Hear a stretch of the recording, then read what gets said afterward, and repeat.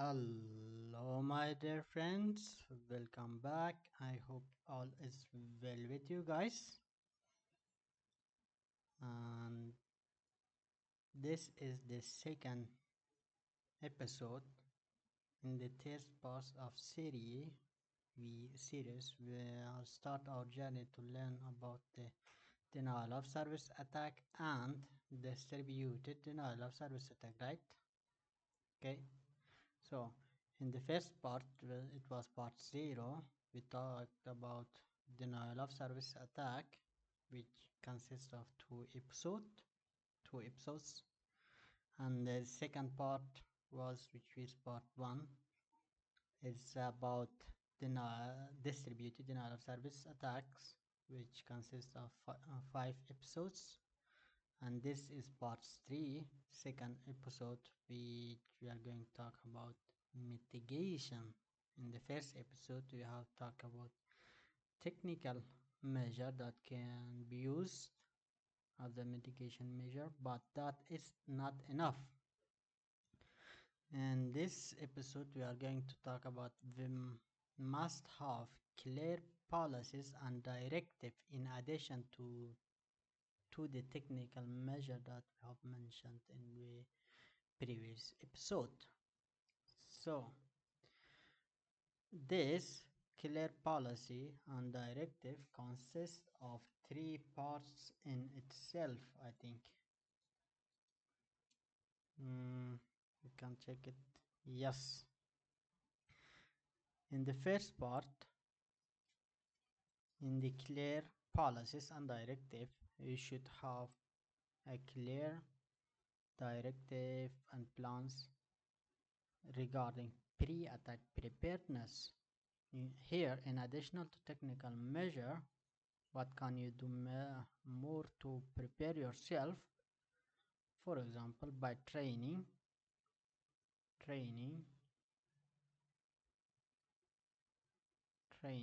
and drills. Even if you have a great defense policy mechanism, if your staff is not battle ready and they are not trained and being drilled, and you have not used the policies to train them, then you don't know what will happen during the attack. Okay, this is to prepare them as much as possible during the attack, that they know what to do. And if you do not put resources to train and drills based on your policies, then during the attack they may just say, what happened, what should I do now? Nobody knows what to do. Okay, you can put the resources for training and drills, and that is not enough. Here you should have clear policy regarding roles and responsibilities.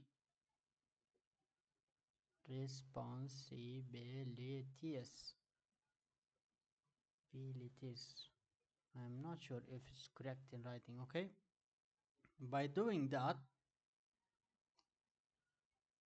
then during the attack, every every individual knows their responsibility, and they must know their responsibility like the back of their hands. Okay, they know what to do. Okay, during the attack, every person know, yeah, okay, I'm doing this job.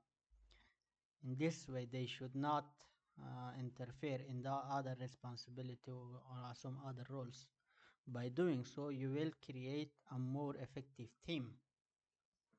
Okay, and not only that, you should also have incident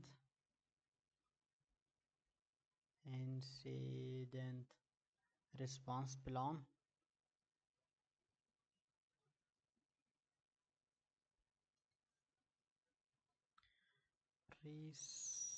I cannot put it writing response plan.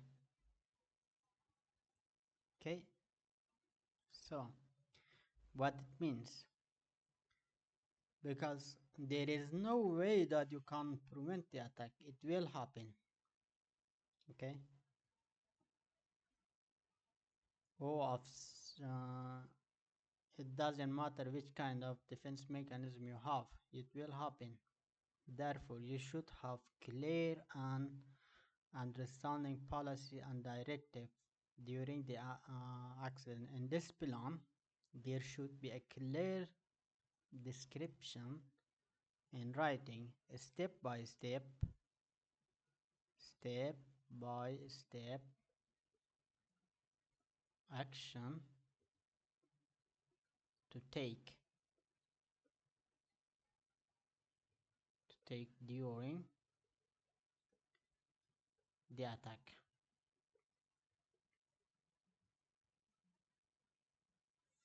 You may ask why the need of this? Because this is to prevent the confusion and chaos in the during the attack.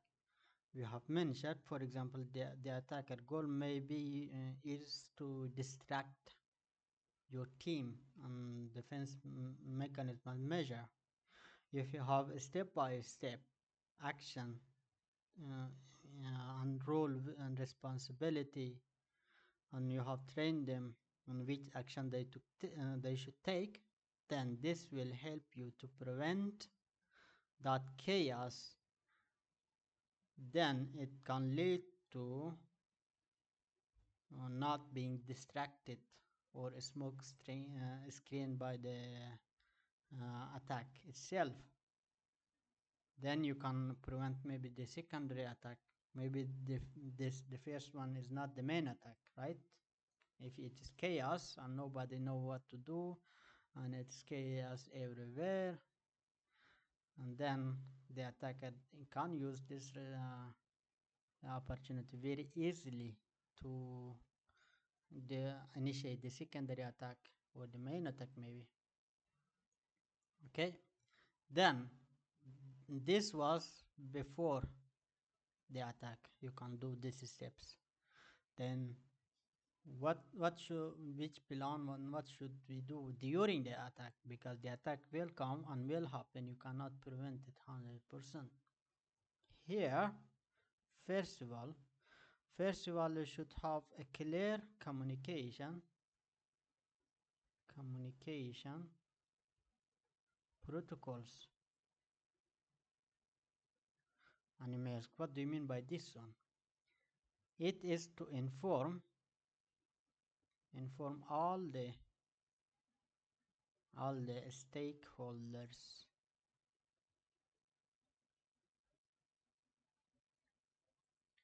to inform them, okay, now we are under attack, and until we inform you more. For example, it is to prevent them being duped by the attacker or being scammed or being phished and something like that. You inform them, okay, now we are under the attacks. Until the further notice, you should not, for example, follow the instruction from others that can be impersonate us. Okay, it's to inform them, okay, now we are under attack, everybody should be aware of it. So there also they know, they have their role. You have assigned them their role and what to do and what not to do during the first step, which was preparedness, pre-attack preparedness. Okay, then communication protocol is very important. Decision making,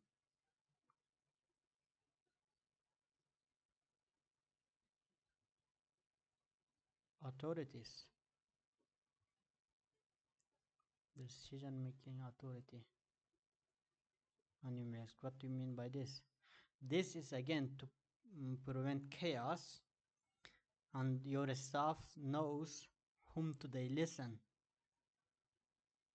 who has the responsibility to take the critical decision and what to do in every steps. Okay, so here the decision-making authority should be known to to your staff and team.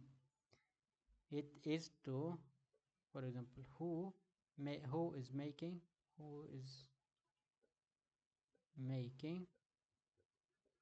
critical critical decision critical decision. I am not sure if it's correct to write decision like this. I will put it in this way. Critical decision during the attack. Again, it is to prevent the chaos. Everybody has their responsibility and their role, on whom they should listen and whom they should not listen, and whom they should follow orders from. Okay, then it's not only that. Here, during the attack, you should have real-time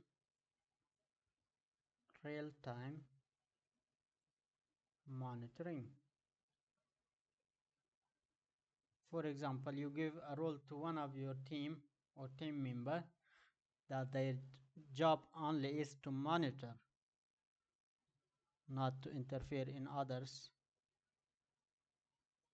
This is to, you have many monitoring tools that can help you utilize monitoring tools to assist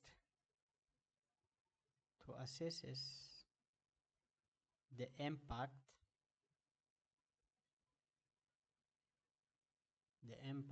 basically you are following the attack, what will happen in your network, the impact of the attack in real life of the attack. Not only that, and the effectiveness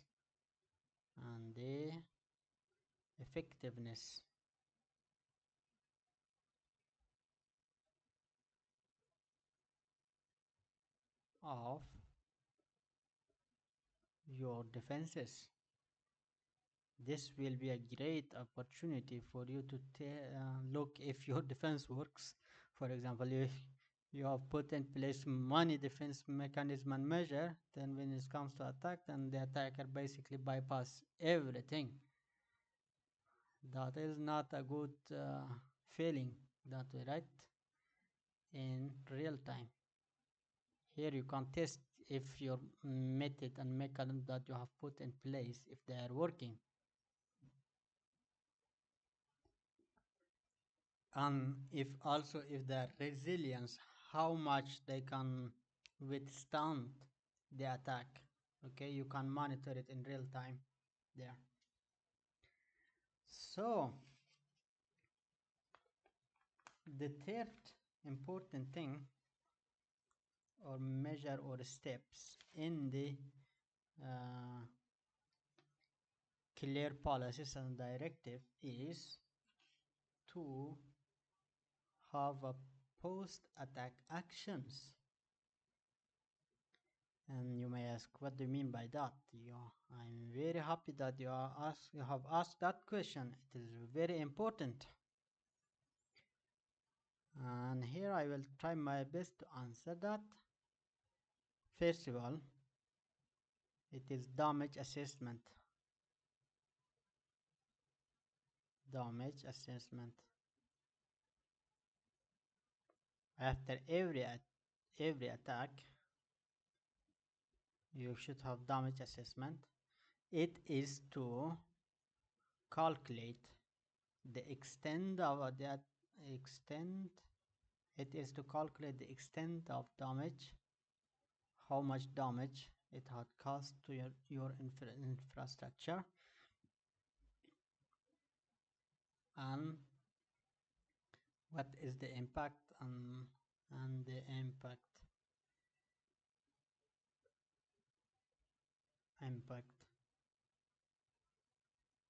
on the operations.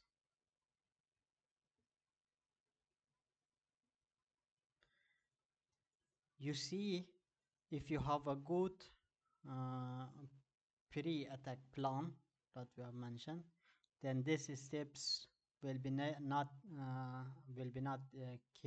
chaotic, and will go smoothly. Everybody has its responsibility and roles, what to do and not to do.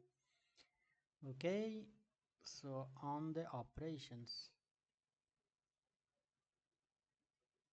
not only that, the post-attack actions plan should consist of also recovery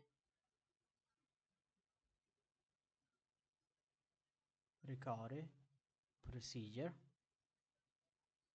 It is very important.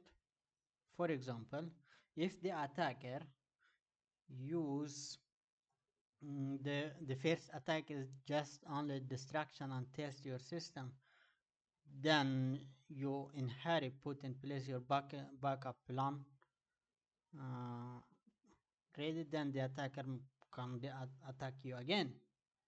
Therefore, you must have an effective post-attack action and measure when to use your backup and when to start your backup procedure. It is to implement it is to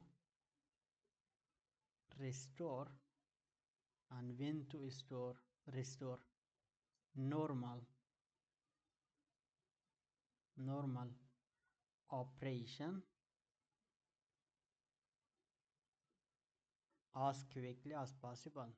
The goal is that we should restore it as quickly as possible, but as I mentioned, you should be very careful there to not use your backup system directly, because the attacker may be waiting for you. If you have a backup plan, then they may attack that as well, as quickly as possible.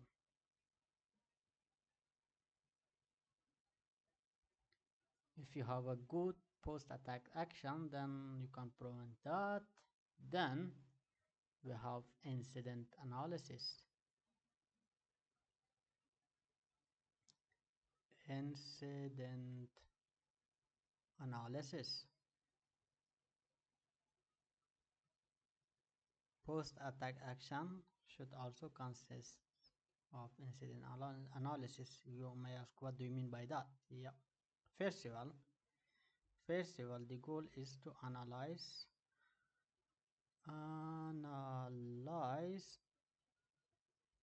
the incident itself, how it happened, how it started. We see if there are factors that you have not encountered before. You analyze it from start to finish. Okay, then you can by doing that you can also identify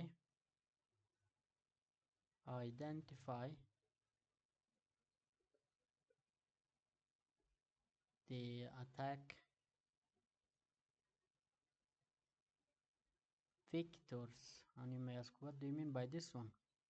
Yeah, here basically the attacker sometimes they have a good imagination, because you have put uh, security mechanism and measure based on your security team's imagination.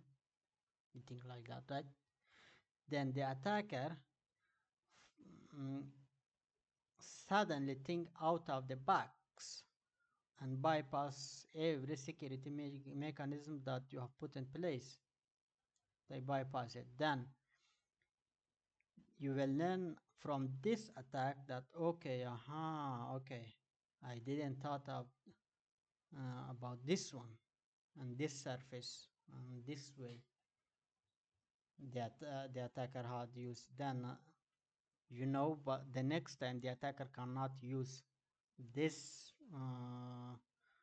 attack surface or vector or entry to initiate the other attacks. By doing good incident analysis, you can learn a lesson from here also. It is for to improve future defenses. Okay, so post attack action should also consist of documentation. I forgot how to write documentation.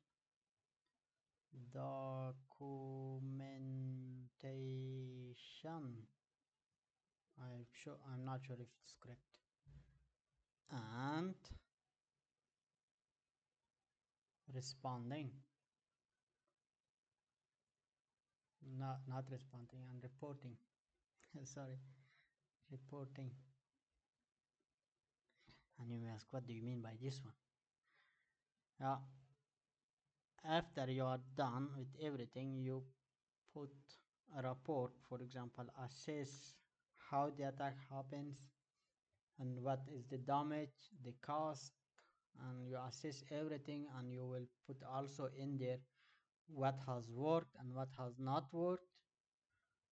You send this report to your management.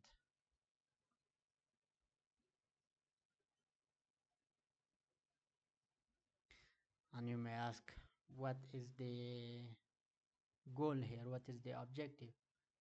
The objective is that the management can assess the situation. For example, they may allocate new resources, and they may think, okay, this security measure that you have put in place, it did not work, and we may need to add more and implement new mechanism, and so on and so forth.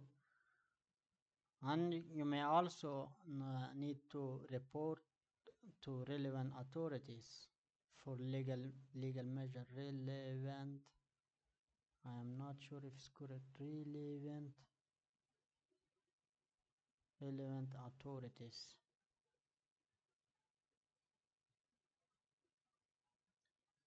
for legal actions like that.